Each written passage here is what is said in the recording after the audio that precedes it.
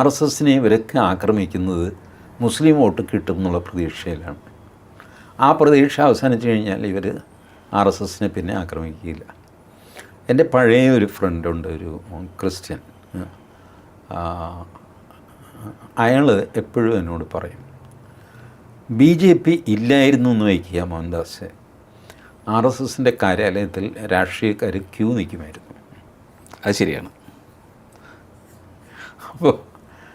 അപ്പോൾ ഞാൻ പറഞ്ഞു യെസ് യു ആർ റൈറ്റ്. അപ്പോൾ ഞങ്ങൾ ചെറുപ്പം മുതലേ ഉള്ള കൂട്ട്. അപ്പോൾ അവൻ പറഞ്ഞു, എന്തിനാടാ പിന്നെ നിങ്ങൾ BJP ഉണ്ടാക്കിയത്? ഇതില്ലായിരുന്നെങ്കിൽ നിങ്ങൾക്ക് ഒരു ഉത്തരവാദിത്വവും ഇല്ലാതെ രാജ്യം ഭരിക്കാമായിരുന്നു. അധികാരം ഉണ്ടാവും, ഉത്തരവാദിത്വം ഉണ്ടാവില്ല. ഉത്തരവാദിത്വം ഭരിക്കുന്ന പാർട്ടിക്കാണ്, ബട്ട് അധികാരി നിങ്ങളാണ്. കേരളത്തിൽ പോലും നിങ്ങൾ നോക്ക്, 10-12% ഫിക്സഡ് വോട്ട് RSSകാർക്കുണ്ട് കേരളത്തിൽ. BJPയും കൂടെ ചേർന്ന് NDA ഒക്കെ ആയി കഴിയുമ്പോഴാണ് ഇത് 16-17 പോകുന്നത്. ശുദ്ധ RSSകാരുടെ വോട്ടെടുത്ത് കഴിഞ്ഞാൽ ആക്ഷേപമില്ലാതെ 10% ഉണ്ടാവും. ഈ 10% വോട്ട് കയ്യിലുള്ളൊരു സംഘടനയെ ആരെങ്കിലും വെറുപ്പിക്കുമോ?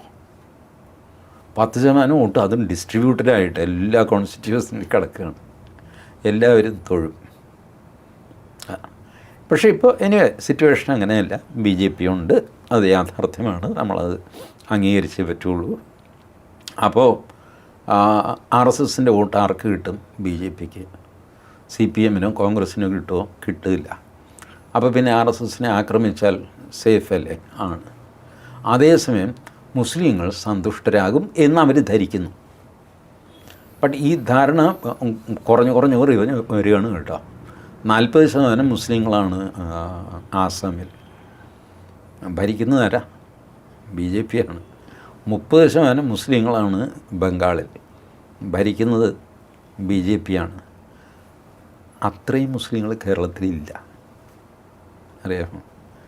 ഒരുപക്ഷെ ഇപ്പോൾ വന്ന് 2011 സെൻസസിൽ 27.6 ആയിരുന്നു. ഇപ്പോൾ അവർ 30 ക്രോസ് ചെയ്ത് കാണാം. 35 എന്ന് വെച്ചോ. എൻ്റെ ഒരു തമ്പ് റൂൾ അനുസരിച്ച് 35% ഉണ്ട്. 40% ഉള്ള ആസാം BJPക്ക് ഭരിക്കാമെങ്കിൽ 35% മുസ്ലിംസുള്ള കേരളം എന്തുകൊണ്ട് ഭരിച്ചുകൂടാ? അതിനകത്താണ് ക്രിസ്ത്യൻ ഫാക്ടർ വരുന്നത്. ക്രിസ്ത്യൻ ഫാക്ടറും കൂടെ ചേർന്ന് കഴിയുമ്പോൾ ഇത് വർദ്ധിക്കുന്നു. ഇവരുടെ അനിമോസിറ്റി, മുസ്ലിങ്ങളുടെയും ക്രിസ്ത്യാനികളുടെയും RSSനോടുള്ള ദേഷ്യം കുറഞ്ഞു കഴിഞ്ഞാൽ പിന്നെ ഈ കളി ആരും കളിക്കാതെയാവും. കാരണം ഇതിന് റിട്ടേൺസ് ഇല്ല.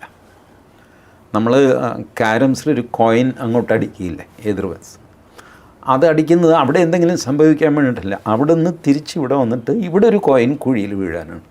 അപ്പോൾ RSSനെ ആക്രമിക്കുക, മുസ്ലിം ക്രിസ്ത്യൻ വോട്ട് കുഴിയിൽ വീഴും. കുറച്ച് കഴിയുമ്പോൾ ഇത് വീഴുന്നില്ല എന്ന് വെച്ചു, ഈ സ്ട്രൈക്കർ അവിടെ അടിച്ചിട്ട് അത് പകുതി വഴിക്ക് വന്ന് നിൽക്കുന്നു. അതല്ല, സ്ട്രൈക്കർ ഇങ്ങേറ്റം വരെ വന്നു, പക്ഷേ ഇത് കുഴിയിൽ വീഴുന്നില്ല, അവനങ്ങ് ഉറച്ച് നിൽക്കുക. ഇങ്ങനെ വന്നു കഴിയുമ്പോൾ പിന്നെ ഈ അങ്ങോട്ടുള്ള അടി നിൽക്കും. ശുദ്ധ രാഷ്ട്രീയ ബെനിഫിറ്റിന് വേണ്ടിയിട്ട് ഇറക്കുന്ന സ്റ്റണ്ട് അല്ലാതെ വേറെ ഒന്നുമില്ല ഇതിനകത്ത്.